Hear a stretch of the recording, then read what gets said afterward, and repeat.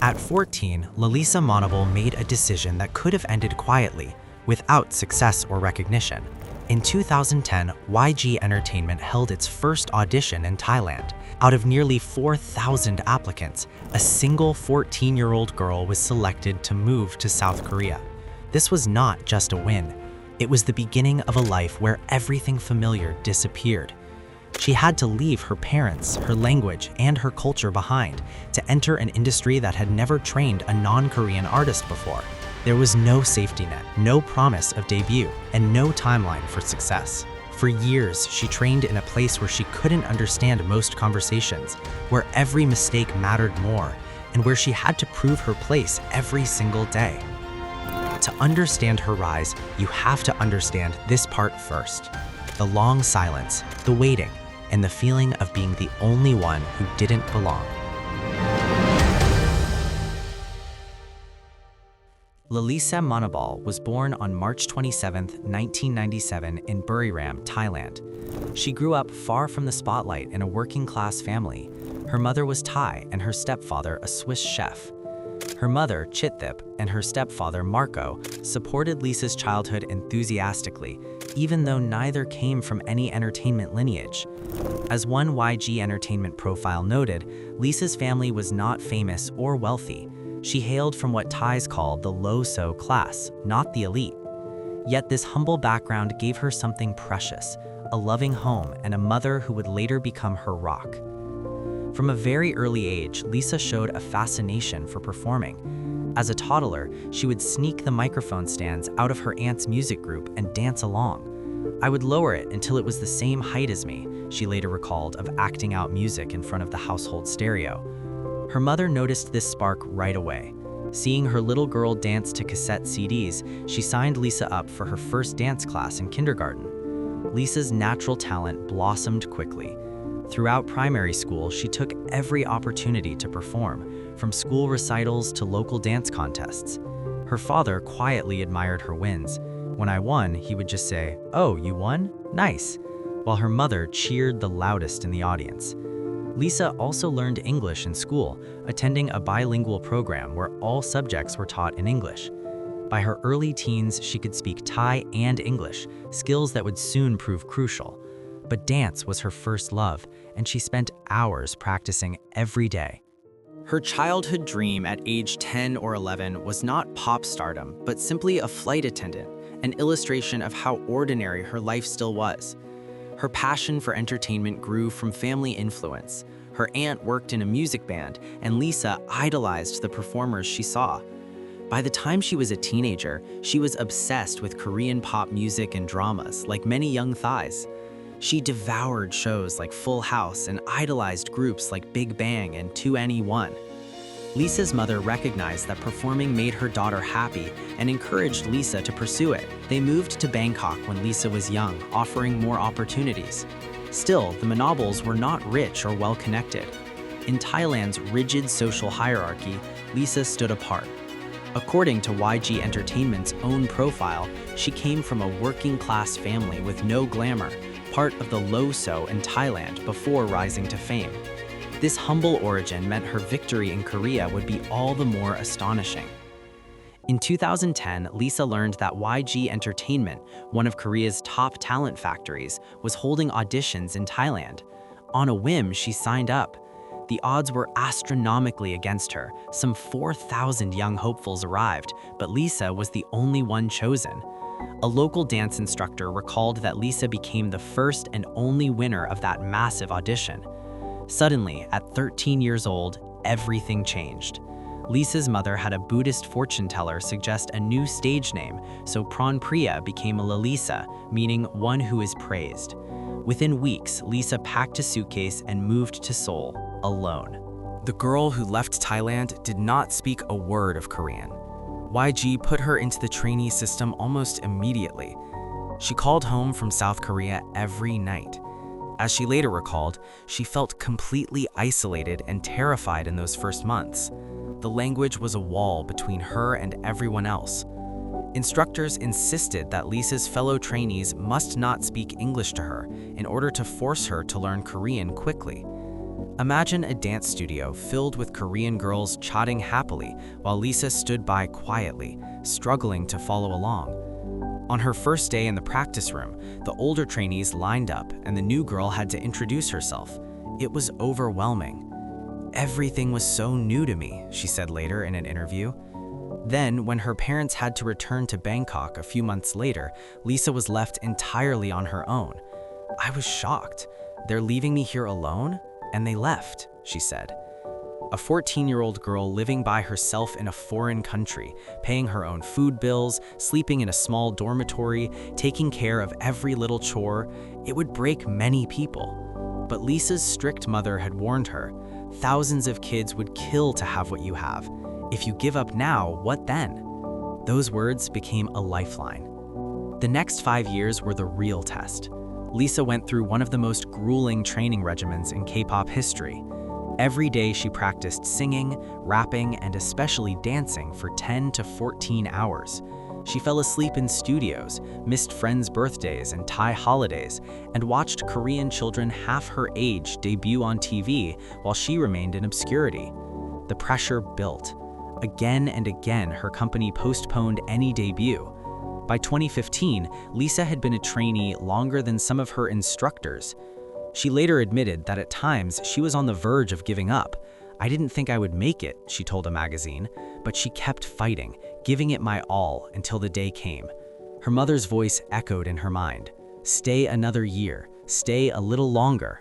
Then the breakthrough finally arrived. In August 2016, after 5 years of training, YG unveiled Blackpink, a 4-member girl group with Jennie, Jisoo, Rosé, and Lisa. Lisa, now 19, was the lead dancer and main rapper. Overnight, she was thrust into the spotlight. Fans around the world first glimpsed Lisa in a group photo outside YG's building, the 4 young women posing confidently, unaware of how historic their debut would be.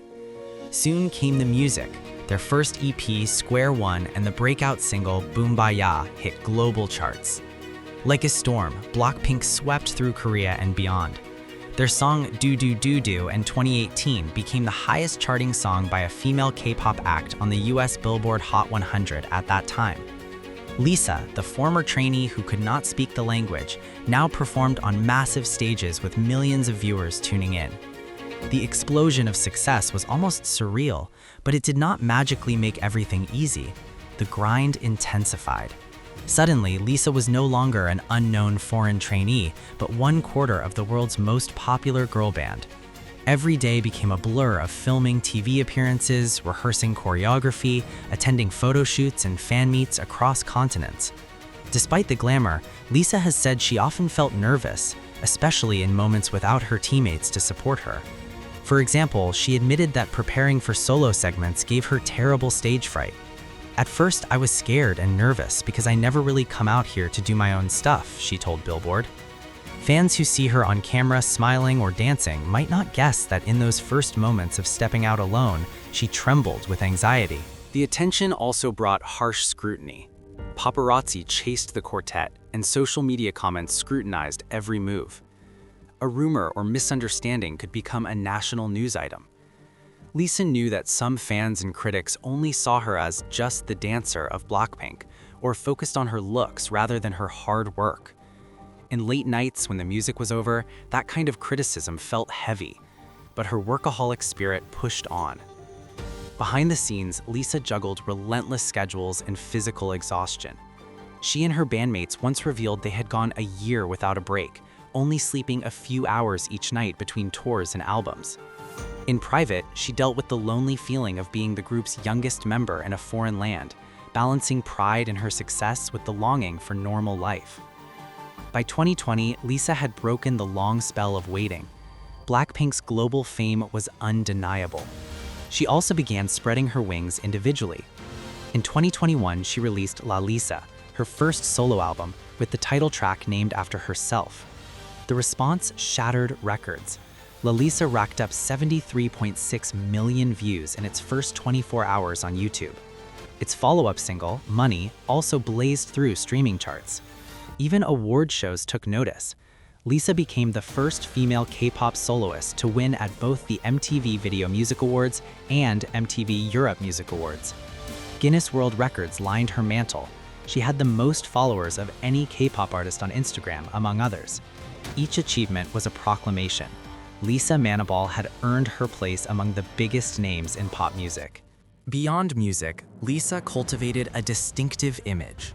She became a global fashion star, sold out lipstick shades, a flurry of luxury brand ambassador gigs, and magazine covers. Yet through all the fame, one thing remained constant: her pride in being Thai. Lisa made sure the world knew where she came from.